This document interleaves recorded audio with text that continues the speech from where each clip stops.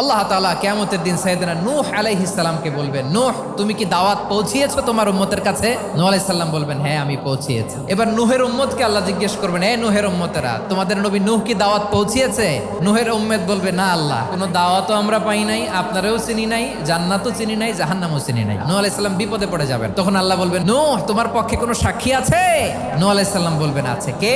উম্মতে মুহাম্মাদি। তখন আমরা বলবো, আল্লাহ, আল্লাহর নবী নূহ আলাইহিস সালাম তিনি আপনি যা যা বলেছেন ঠিক তা তার উম্মতের কাছে পৌঁছে দিয়েছে। এবার নূহের উম্মতের সাথে আমাদের ঝগড়া লাগবে। তারা বলবে, তোমরা আসছো আমাদের হাজার হাজার বছর পরে, তোমরা কি করে জানলা? তোমাদের সাক্ষী ধর্তব্য হবে না? আমরা তখন বলবো, আমাদের কোরআনে তোমাদের নবীর নামে আল্লাহ তাআলা একটা সূরা নাজিল করেছেন, সূরাতে নূহ। দিন রাত এক করে তোমাদের কাছে তিনি দাওয়াত পৌঁছেছেন, সব আমরা জানি। আমরা যখন বলবো এই কথা, নূহের উম্মত চুপসে যাবে। তখন আমরা সত্য বলেছি কিনা এটা আল্লাহ তাআলা জানতে চাইবে বিশ্বনবীর কাছে। তখন বিশ্বনবী আমাদের পক্ষে সাক্ষী দিবেন। আওয়াজ করে বলেন আল্লাহু আকবার।